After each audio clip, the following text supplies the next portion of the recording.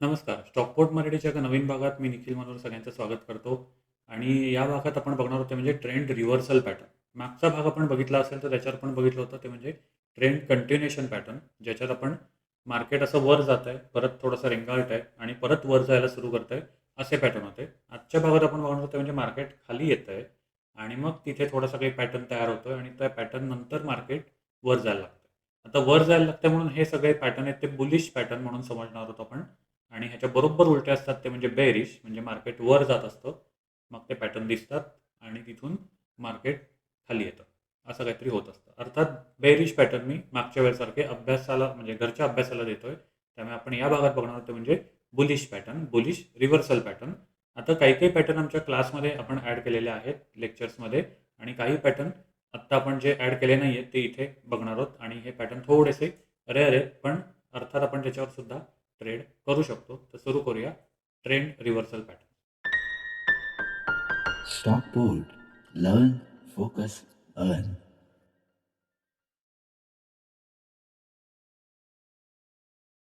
आता सगळ्यात पहिला पॅटर्न आहे तो म्हणजे बुलिश राउंडिंग बॉटम पॅटर्न.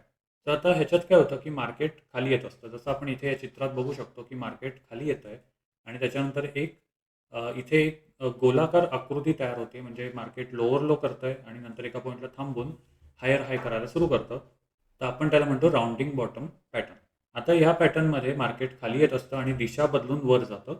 आणि ह्याच्यावर आपण काय बघायचं आहे, तर ही नेकलाईन आहे, जिथून हा पॅटर्न सुरू झाला आहे ती ही नेकलाईन आहे. आणि त्याच्यानंतर ही हाईट सगळ्यात जास्त जी काही येते आपल्याला ती आपण मोजणार आहोत आणि त्याच्यानंतर तीच हाईट आपण इथे ठेवणार आहोत टार्गेट शोधण्यासाठी. सो इथे ब्रेकआउट झोन आहे, या पॉईंटला रेजिस्टन्स होता, तिथून तो ब्रेकआउट झाला आहे, तिथून तो वर जातो आहे आणि हे आपलं टार्गेट असणार आहे. या केसमध्ये स्टॉपलॉस हा जो आहे हा स्विंग लोच्या खाली आपण ठेवू शकतो आणि टार्गेट इकडे आपल्याला मिळू शकतं.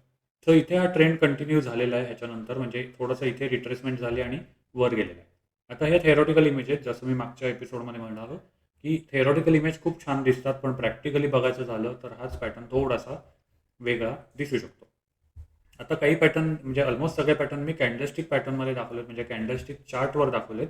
पण समजा तुम्हाला कठीण वाटत असेल तर तुम्ही लाईन चार्टमध्ये कन्वर्ट करून ते पॅटर्न शोधायचा प्रयत्न नक्की करू शकता. तर आता आपण चार्टवर जाऊया आणि तिथे तो पॅटर्न प्रॅक्टिकली कसा दिसतो हे बघूया. आता हा जो राउंडिंग बॉटम पॅटर्न आहे तो निफ्टी फिफ्टीमध्ये मी एका मिनिटाला बघतोय. आता कारण एका मिनिटाला बघण्याचं कारण काय, तर असा पॅटर्न शोधणं इटसेल्फ इज अ टास्क. कारण आपल्याला वन डे टाईम फ्रेममध्ये मिळू शकेल, काहीच हरकत नाही, पण भरपूर प्रयत्नानंतर तो शोधावा लागेल. त्यामुळे कमी टाईम फ्रेमला गेलो तर आपल्याला हे पॅटर्न बऱ्यापैकी सारखे दिसतात आणि त्यांची टार्गेट बऱ्यापैकी होत असतात.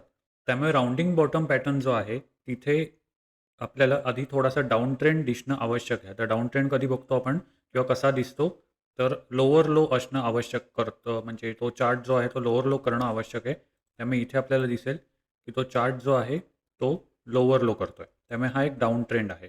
आता इथे आल्यानंतर आपल्याला एक थोडंसं आपण बघू शकतो की जे लो केलेत ते इथे थोडंसं तो एक दिशा बदलण्याचा प्रयत्न करतोय, किंवा या पॉईंटला आपण म्हणू शकतो की जे लो आहेत ते जास्त लो न होता हायर साईडला लो बनत आहेत. त्यामुळे आपण ह्याला एक राउंडिंग बॉटमसारखा एक पॅटर्न म्हणू शकतो. आता मी समजा ड्रॉइंग सगळी रिमूव्ह करतो. तर ड्रॉइंग परत रिमूव्ह केली आणि आपल्याला एक थोडासा इथे राउंडिंग बॉटमसारखा प्रकार दिसू शकतो. थोडासा वेगळा आहे, पण एकदा बघितलं की सवय होईल, किंवा ह्याच्याही पेक्षा थोडासा जास्त चांगला ॲक्युरेट आपल्याला दिसू शकतो. आता अर्थात चित्रात जसं दाखवलं मी मगाशी तसं इतकं काही छान होणार नाही आहे. त्यामुळे प्रॅक्टिकली थोडंसं आपल्याला त्या परिस्थितीशी किंवा चार्टशी मिळतं-जुळतं करून घ्यावं लागेल. त्यामुळे हे एक आपल्याला राउंडिंग बॉटमसारखा पॅटर्न दिसला, तर मी इथे पुढे त्याची नेकलाईन किंवा ही जी आडवी लाईन आहे ती टाकू शकतो. तर ही साधारण मला इथे किंवा अशी अप्रॉक्सिमेटली टाकायला लागेल. ओके. तर आता ह्याच्यानंतर मला हे डिस्टन्स जे आहे किंवा हे अंतर आहे ते मोजायला लागेल. त्यामुळे अंदाजे मी अंतर मोजलं आणि तेवढंच अंतर आपल्याला वरच्या बाजूला ठेवायचं आहे. त्यामुळे इथून मी वर ठेवतो या साईडला असं. आणि आता त्याचं पुढे काय झालं बघूया. अर्थात लो टाईम फ्रेमला आत्ता माझ्याकडे बार रिप्ले नाही आहे, त्यामुळे मी फक्त स्क्रीन सरकवणार आहे. तर त्याचं पुढे काय झालं? रिटेस्ट हा थोडासा अगदी बारका केला आहे, अगदी परफेक्टली नाही केला आहे, बट त्याच्यानंतर तो बरोबर जे काही टार्गेट आखलं होतं तिथे गेला आणि डायरेक्टली म्हणजे प्रॉफिट बुक झालं किंवा ओव्हरऑलच तिकडे लोकांनी परत शॉर्ट सेलिंग करायला सुरुवात केली आणि तिथून तो खाली आला. सो हे शोधणं थोडंसं आपल्याला आवश्यक आहे की तो पॅटर्न कसा तयार होतोय आणि कसा पुढे बिहेव होतोय. सो या पॉईंटला इथे ब्रेकआउट होता आणि याच पॉईंटवरून त्याने टार्गेट इथे अचीव्ह केलेलं दिसतंय. सो ह्याला आपण म्हणतो राउंडिंग बॉटम पॅटर्न. पुढचा पॅटर्न आहे तो म्हणजे डायमंड बॉटम पॅटर्न. सो आता हा पॅटर्न सुद्धा थोडासा रेअर आहे आणि शोधायला थोडासा कठीण आहे. तर ह्याच्यात सुद्धा हा रिव्हर्सल पॅटर्न असल्यामुळे मार्केट खाली येत असतं, त्यामुळे आपल्याला इथे डाऊन ट्रेंड दिसेल की पहिलं मार्केट खाली येतं आहे, डाऊन ट्रेंडमध्ये लोअर लो करतं आहे, त्याच्यानंतर मार्केट थोडंसं एक्सपान्शन फेजमध्ये जातं, म्हणजे प्रसरण पावायला लागतं मराठीत सांगायचं झालं तर. तर थोडक्यात म्हणजे हे जे अपडाऊन्स आहेत ते वाढायला लागतात आणि नंतर एका पॉईंटला परत कमी व्हायला लागतात. त्याला आपण आकुंचन किंवा कॉन्ट्रॅक्शन फेज असं आपण म्हणतो. सो ह्याला या चारी बाजू जोडल्यानंतर एक चौकोन तयार होतो आणि त्याच्यावर आपण गणितामध्ये हे पॅटर्न्स थोडेसे म्हणजे गणितामध्ये असे चौकोन आपण बघितलेले आहेत की दोन बाजू समोरासमोरच्या बाजू सारख्या असतात वगैरे वगैरे. तर हा एक डायमंड तयार झालेला आहे आणि ह्याला एक्सपान्शन आणि कॉन्ट्रॅक्शन अशा दोन फेजेस आहेत. सो ह्याचं कॉन्ट्रॅक्शन होतं परत आणि त्याच्यानंतर ब्रेकआउट मिळतो. सो ब्रेकआउट झाल्यानंतर लेटेस्ट जो स्विंग लो आहे तिथे आपण हे ठेवू शकतो, म्हणजे स्टॉप लॉस ठेवू शकतो आणि फायनल टार्गेटला जाऊ शकतो. सो आता ह्याच्यात सुद्धा आपल्याला हाय आणि लो मार्क करता येतात. हाय आणि लो मेजर केले तर वरच्या बाजूला आपल्याला टार्गेट मिळू शकतं. आता हा पॅटर्न सुद्धा तसा रेअर आहे, म्हणजे मला शोधायला सुद्धा थोडं स्ट्रगल करावं लागलं होतं, पण असे पॅटर्न सुद्धा येऊ शकतात. आणि बऱ्याचदा असं होतं की काही काही वेळेला पॅटर्न्स जे आहेत ते फक्त पॅटर्न म्हणजे काही काही ट्रेडर्स फक्त असे पॅटर्न बघून सुद्धा ट्रेड करणारे आहेत. अर्थात आता ह्याच्यात आपल्याला 4 पॉईंट्स डायमंडसारखे जोडायचे आहेत. त्यामुळे इथे मी पॅटर्नमध्ये जाऊन एक मला बदलून घ्यायला लागेल, तो म्हणजे ABCD पॅटर्न.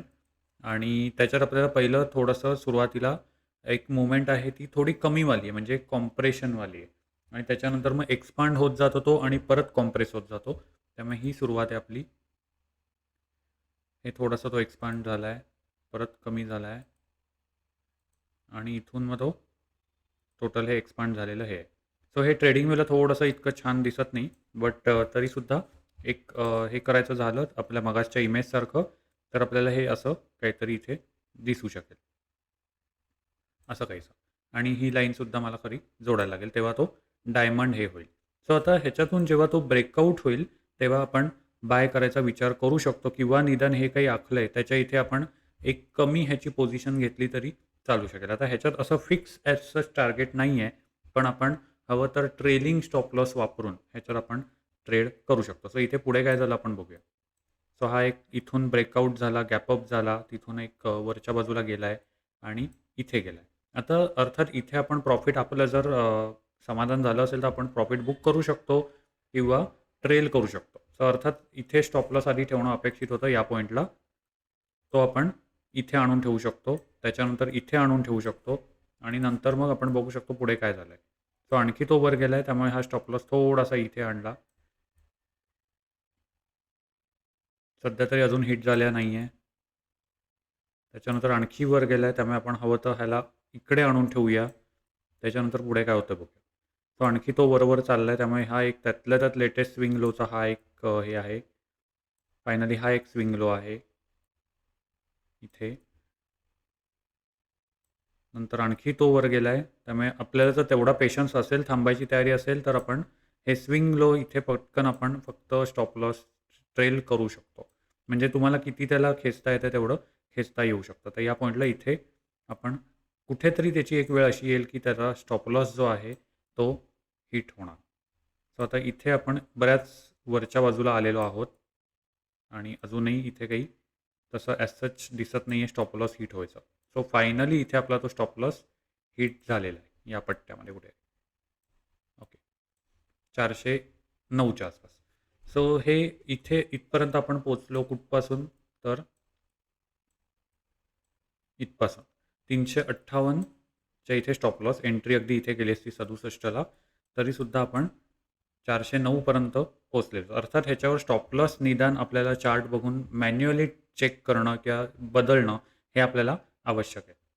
पुढचा पॅटर्न आहे तो म्हणजे रेक्टँगल बॉटम रिव्हर्सल पॅटर्न. ह्याच्यात आपल्याला रिव्हर्सल असल्यामुळे पहिला आधी डाऊन ट्रेंड बघणं आवश्यक आहे. त्यामुळे मार्केट खाली येत आहे, मग एका पट्ट्यामध्ये अडकलं आहे आणि वरची लाईन जी आहे ती रेझिस्टन्स म्हणून मानली जाते, खालची लाईन आहे ती सपोर्ट म्हणून मानली जाते. ह्याला कन्सॉलिडेशन फेज असंही म्हटलं जातं. आणि इथून फायनली या पट्ट्यातून जेव्हा तो बाहेर पडतो, समजा तो खाली गेला असता तर अर्थात हा ट्रेंड कंटिन्युएशन रेक्टँग्युलर पॅटर्न झाला असता बेरिज साईडचा. पण इथून तो वर गेला आहे, त्यामुळे हा रिव्हर्सल पॅटर्न झालेला आहे. त्यामुळे इथून फायनली ब्रेकआउट झाला. इथे स्टॉप लॉस आपण एक लेटेस्ट स्विंग लो जो आहे तिथे आपण ठेवू शकतो आणि फायनली टार्गेट आपल्याला मिळू शकतं. टार्गेट कसं काढलं तर हाय आणि लो हे जे काही पट्टा आहे त्यातलं डिस्टन्स समजा आपण मोजलं तर तेच डिस्टन्स आपण वरच्या बाजूला ठेवू शकतो टार्गेट म्हणून. आणि मग हा ब्रेकआउट झोन आहे, इथून फायनली मार्केट वरच्या दिशेने जायला लागतं. तर मला आशा आहे की थोडं थोडं आता तुम्हाला समजायला लागतंय आणि तुम्ही नक्की असे पॅटर्न शोधायचा प्रयत्न करू शकाल. अर्थात कुठलाही चार्ट तुम्ही घ्या, बँक निफ्टीचा डेली चार्ट घ्या किंवा 1 मिनिटाचा 5 मिनिटाचा चार्ट घ्या, त्याच्यात सुद्धा तुम्ही ट्रेड नुसते म्हणजे ॲटलिस्ट चार्ट ऑब्झर्व करू शकता आणि थोडी प्रॅक्टिस करू शकता. बऱ्याच वेळेला असंही होतं की शनिवार रविवार जेव्हा मार्केट बंद असतं तेव्हा फॉरेक्स मार्केटसुद्धा बंद झाल्यानंतर बिटकॉईनचं मार्केट चालू असतं आणि नुसते चार्ट पॅटर्न बघण्यासाठी मी कधी कधी चार्ट शनिवार रविवारी सुद्धा कधीतरी वेळ असेल तर लावून बघत असतो. तर आता हा झाला एक थेरॉटिकल चार्ट. आता आपण बघणार होतो म्हणजे प्रॅक्टिकल चार्ट, त्या ॲक्च्युअल चार्ट्सवर जाऊ. आता हा ICICI बँकचा 1 मिनिटाचा चार्ट आहे आणि ह्याच्यात आपण बघू शकतो की 1 मिनिटाच्या टाईम फ्रेमला हा लोवर लो करतोय आणि ह्या एका फेजमध्ये तो स्टॉक अडकलेला आहे, कन्सॉलिडेशनमध्ये आहे आणि ह्यालाच आपण म्हणतो रेक्टँग्युलर पॅटर्नचा एखादा पट्टा. सो या पट्ट्यामध्ये तो स्टॉक अडकला आहे आणि त्याला जर मी ड्रॉइंग सगळी रिमूव्ह केली आणि 2 लाईन समजा आखल्या तर असं काहीसं दिसेल. सो आता हा जो पट्टा आहे त्यालाच आपण म्हणतो रेक्टँग्युलर पॅटर्न आणि इथून आपण असं बघू शकतो की हे थोडंसं खाली आला होता, मग ह्याच्यात तो अडकला आहे आणि फायनली इथे थोडासा तो ब्रेकआउट झाला होता, पण खाली थोडासा आला. पण अर्थात आपला हा जो पट्टा आहे तिथे काही तो खाली आलेला नाही आहे, त्यामुळे काही हरकत नाही. समजा आपण हे बघून जरी इथे एंट्री घेतली असती तरी काही तसा प्रॉब्लेम नव्हता. सो ह्याच्या खाली काही तो आलेला नाही आहे. सो इथून तो फायनली आता इथून समजा इथून आपण एंट्री घेतली असती तर इथून तो ब्रेकआउट झाला आहे आणि वर गेला आहे. सो आता या केसमध्ये मला काय करायला लागेल तर हे अंतर किंवा ही उंची किती हे मोजायला लागेल. या रेक्टँग्युलर पट्ट्याची जी उंची आहे तेवढीच आपल्याला वरच्या बाजूला टार्गेट म्हणून ठेवायची असते. सो या केसमध्ये आपल्याला इथे बाय करणं अपेक्षित आहे आणि हे टार्गेट ठेवणं अपेक्षित आहे. सो त्या पट्ट्यामध्ये गेल्यानंतरच तो थोडासा रेंगाळला आहे, तिथेच टाईमपास करतो आणि नंतर त्याचं पुढे तो वरच्या झोनमध्ये गेलेला आहे. अर्थात तो नंतरचा भाग आहे, पण आपण समजा फक्त एवढ्याच पॅटर्नकडे बघून ट्रेड करत असू तर हे आपलं टार्गेट आहे. पुढचा पॅटर्न आहे तो म्हणजे खरं म्हणायला गेलं तर डबल बॉटम पॅटर्न आहे, ज्याच्यात डब्ल्यू असा एक पॅटर्न आपल्याला बऱ्याचदा आपण बघितला असेल, पण त्याच्यात सुद्धा थोडेसे प्रकार आहेत. तर ॲडम आणि इव्ह असे 2 प्रकार त्याच्यात आहेत आणि 2 प्रकारच्या वेगळ्या प्रकारचे डबल बॉटम आपल्याला त्याच्यात दिसतात. सो आपण प्रत्येक एक कॉम्बिनेशन पटकन बनवणार आहोत. थोडक्यात म्हणजे ॲडमवाला जो पार्ट आहे तो जो कर्व आहे तो थोडासा शार्प असतो. सो या चित्रात आपण बघितलं तर ॲडम जो आहे तो थोडासा असा व्ही शेपमधला एकदम असा एकदम पटकन शार्प खाली येणारा आणि वर जाणारा पॅटर्न मानला जातो आणि इव्ह जो आहे तो थोडासा असा स्मूथ असतो. त्यामुळे ॲडम थोडा शार्प आणि इव्ह जो आहे तो थोडा स्मूथ. तर हे कुठल्या प्रकारे ह्याच्यात येतात त्याच्यानुसार तो Adam Adam, Adam eve, eve Adam आणि इव्ह इव्ह असे 4ही कॉम्बिनेशन त्याची आपल्याला दिसू शकतात. तर हा जो पहिला दिसतो आपल्याला तो म्हणजे ॲडम ॲडम हा प्रॉपर डब्ल्यू सारखा दिसतो आणि त्याच्यावर आपल्याला दोन्ही शार्प एजेस दिसू शकतात. सो ह्याच्यात आपल्याला काय बघायचं आहे तर थोडक्यात म्हणजे डब्ल्यू सारखा हा पॅटर्न दिसेल, त्याला वरची एक नेकलाईन असेल, त्याला रेजिस्टन्स आपण म्हणतो आणि तिथून मग फायनली एक ब्रेकआउट मिळेल. सो ब्रेकआउटच्या केसमध्ये पण आपल्याला ही नेकलाईन ते ॲडमची जेवढी हाईट आहे तेवढी बघायची आणि तेवढंच टार्गेट वरच्या बाजूला ठेवायचं आहे. सो खाली लेटेस्ट स्विंग लोला स्टॉप लॉस येईल आणि वरच्या बाजूला टार्गेट ठेवणार आहोत जेवढी आपल्याला हाईट मिळाली आहे तेवढी. सो हे झालं ॲडमचं. अशीच आपल्याकडे बाकी कॉम्बिनेशन आहे ती सुद्धा बघूया. आणि त्याच्यात आपण बघू शकतो की दोन्ही जे डाऊन हे आहेत बॉटम म्हणजे तर ते शार्प आहेत. म्हणजे आपण इव्हमध्ये बघितलं होतं की असं काहीसं होतं, पण ह्याच्यात जे आहे ते थोडेसे असे शार्प दिसणार आहेत प्रॉपर डब्ल्यूसारखे आणि त्याच्यामुळे इथे आपण समजा बघितलं तर आपल्याला प्रॉपर डब्ल्यूचा पॅटर्न दिसेल. आता या केसमध्ये मला टोटल ही आधी रिमूव्ह करायला लागतील. त्याच्यानंतर ही नेकलाईन जी आहे ती ड्रॉ करायला लागेल. आता नेकलाईन ड्रॉ केल्यानंतर मला इथे हाईट मोजायला लागेल आणि हाईट मोजल्यानंतर एक अंदाजे मी हाईट एवढी घेतो आहे, कारण हीच हाईट आपली आपण धरू शकतो. आता इथून इथे मी ठेवणार आहे आणि हे टार्गेट आपलं होतं आहे का हे आपण बघूया. सो इथून ब्रेकआउट झाला आणि मोठ्या स्ट्रगलनंतर फायनली ऑलमोस्ट आपलं टार्गेट या पॉईंटला झालेलं दिसतंय आणि त्याच्यानंतर मग मार्केट किंवा तो स्टॉक खाली आला. सो इथे आपल्याला प्रॉपर एक म्हणजे मेजरमेंट घेऊन थोडंसं एक मार्जिन ठेवून टार्गेट आपण अचीव करू शकतो. सो जसं मी म्हणालो की डबल बॉटम जे आहेत ते थोडेसे वेगळे दिसू शकतात. त्यामुळे ॲडम ईव असा दिसतो. आता ह्याच्यात सुद्धा तुम्हाला तेच करायचं की हाईट मोजायची आहे नेकलाईनपासून खालची आणि तेवढीच हाईट वर ठेवायची. सो इथे आपण समजा हाईट इकडे मोजली अशी, ही जी आहे ही एवढी हाईट मोजल्यानंतर वरच्या बाजूला इकडे टार्गेट आपण ठेवू शकतो. सो ॲडम आणि ईव असं आपल्याला करता येऊ शकतं. सो हे एक आपल्याला म्हणजे एक वेगळी कॉम्बिनेशन्स इथे आपल्याला बघायला मिळतात. सो अर्थात आपण पॅरलली चार्टसुद्धा बघतोय. त्यामुळे 2 कॉम्बिनेशन आपण आत्ता बघितलेत, ॲडम ॲडम आणि ॲडम ईव. आणि ह्याच्यात आपण बघितलं समजा तर आपल्याला दिसेल की हा जरा जो डाऊनफॉल आहे तो थोडासा शार्प आहे आणि हा जो आहे तो थोडासा स्मूथ आहे. त्यामुळे ह्याला आपण म्हणतो तो म्हणजे ॲडम आणि ह्याला आपण म्हणतो ईव. त्यामुळे इथे समजा मी नेकलाईन ह्याची काढली तर असं काहीसं होईल. आता हा एक आहे तो ब्रेकआउट आहे आणि त्यामुळे मला इकडे एक हाईट मोजायला लागेल. अंदाजे मी हाईट निदान जी काही लोएस्ट दोघांमध्ये आहे, जी काही कमीत कमी आहे, ती मी इथे हे करतोय आणि ती वरच्या बाजूला ठेवतोय. तर या हिशोबाने माझं टार्गेट येतं 2286 2286. तर आता इथून पुढे काय झालं? तो रिव्हर्स झाला या पॉईंटवरून आणि वर गेला आणि वरचं जे काही मिळाले ते बोनस आहे. पण ॲडम आणि ईवच्या बाबतीत हे 2 असे पॅटर्न आपल्याला दिसू शकतात. पुढचं येते म्हणजे ईव आणि ॲडम. सो जस्ट जागा इंटरचेंज केल्यात आणि पहिल्या ह्याच्यात आपण ईव दिसतोय आपल्याला आणि मग ॲडम दिसतोय. सो ह्याच्यात आपल्याला परत तेच बघायचं आहे की हाईट मोजायची आहे दोघांची त्या नेकलाईनपासून आणि तेवढंच टार्गेट आपण वर ठेवणार आहोत. सो तसं समजायला सोपं आहे, फक्त जागा बदलल्यात, बाकी तसं काही चेंज नाही आहे. स्टॉपलॉस वगैरे तुम्ही लेटेस्ट स्विंग लोला वगैरे ठेवू शकता आणि वरचं टार्गेट ठेवू शकता. आणि ह्याच्यात आपण बघू शकतो की पहिला जो आहे हा थोडासा स्मूथ आहे, त्यामुळे आपण ह्याला म्हणूया ईव आणि हा जो पुढचा पार्ट आहे त्याला आपण म्हणूया ॲडम, कारण तो थोडासा शार्प आहे. तर असं समजा आपल्याला दिसत असेल तरीसुद्धा तो डबल बॉटम कन्सिडर केला जातो. या केसमध्ये मला नेकलाईन अशी काढायला लागेल आणि नेकलाईन झाल्यानंतर इथे मी थोडंसं एक अंदाजपणचे आपण इथे एक हाईट मोजू शकतो थोडीशी कमी जास्त करून. ओके. सेफर साईड आपण इतकी अशी ठेवली तर आपण इथे वरचं हे टार्गेट ठेवू शकतो. पुढे काय झालं आहे? सो ते टार्गेट झालं आहे आणि बरोबर तिथूनच थोडंसं प्रॉफिट बुकिंग होऊन मार्केट किंवा तो स्टॉक खाली आलेला दिसतोय.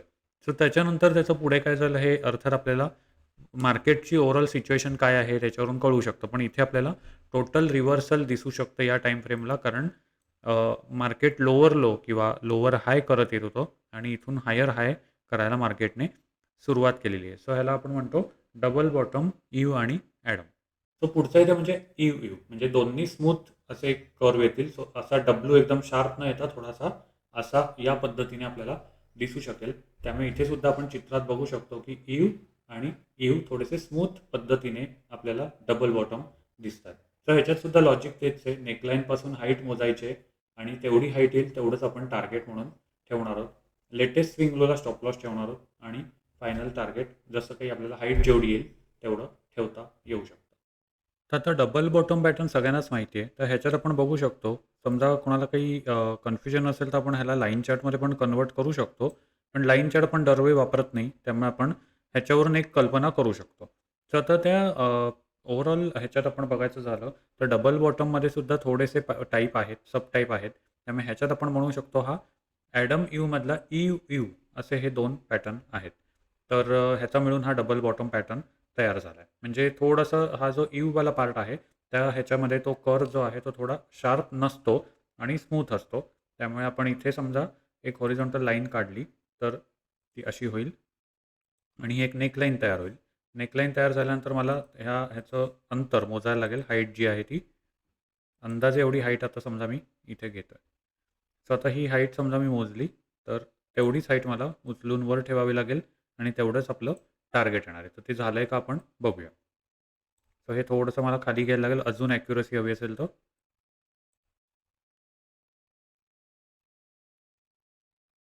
ओके, ठीक आहे. सो ऑलमोस्ट आपलं हे फायनल टार्गेट जे आहे ते झालेलं आहे. ह्याच्यात सुद्धा एक बारीक रिटेस्टसारखा प्रकार आपल्याला बघायला मिळेल. त्यामुळे हे सुद्धा झालं आहे आणि टार्गेट पण झालं आहे. सो ह्याच्यात हे दोन्ही कर्व जे आहेत ते स्मूथ आहेत. त्यामुळे ह्याला आपण इव असं आपण म्हणू शकतो. आता ह्याच्यात सुद्धा ॲडम, इव ही सगळी कॉम्बिनेशन, चारही कॉम्बिनेशन आपल्याला बघायला मिळू शकतात. सो ह्यातला शेवटचा पॅटर्न आहे तो म्हणजे आयलंड बॉटम रिव्हर्सल पॅटर्न.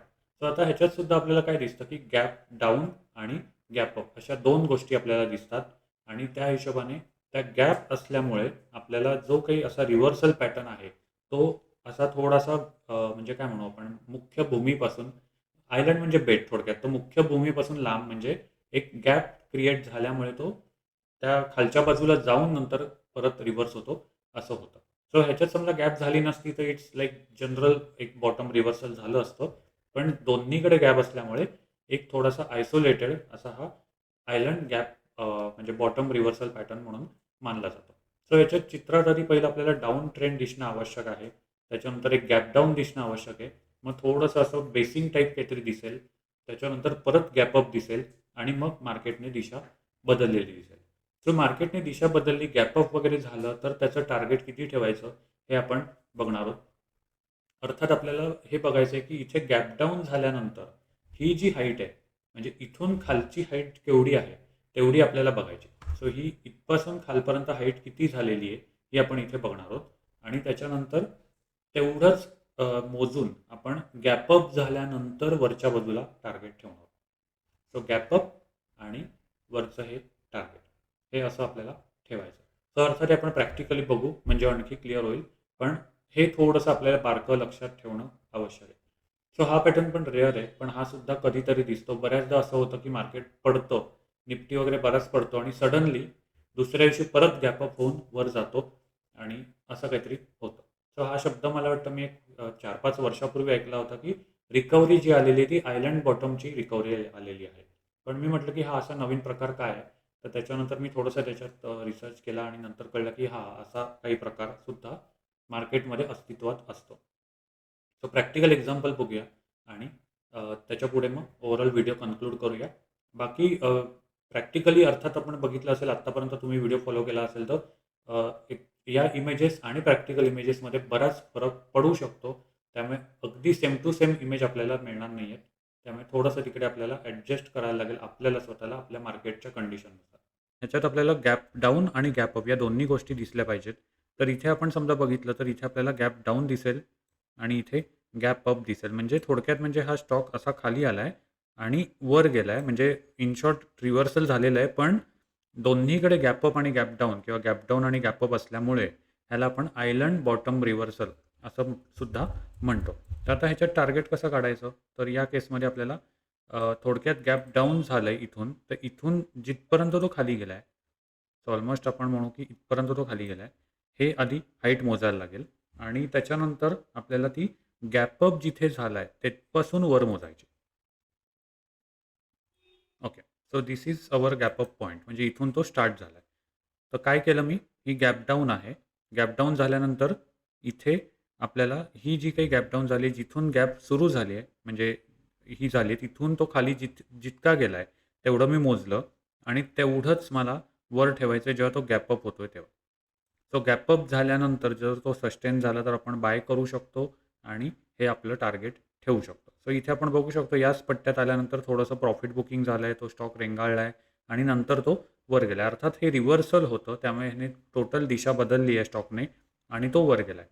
तर ह्याच्यात आपण गॅप डाऊन आणि गॅप अप या दोन्ही गोष्टी असल्यामुळे ह्याला आपण आयलंड बॉटम रिव्हर्सल असं म्हणतो आणि चार्टमध्ये हे असं दिसतं. अर्थात आपण आत्तापर्यंत जे चार्ट बघितले त्याच्यावर आपल्या लक्षात येईल की कुठलेच पॅटर्न चित्रात असे छान दिसतात तसे नसतात. प्रॅक्टिकल लाईफमध्ये थोडंसं इकडे-तिकडे होतंच.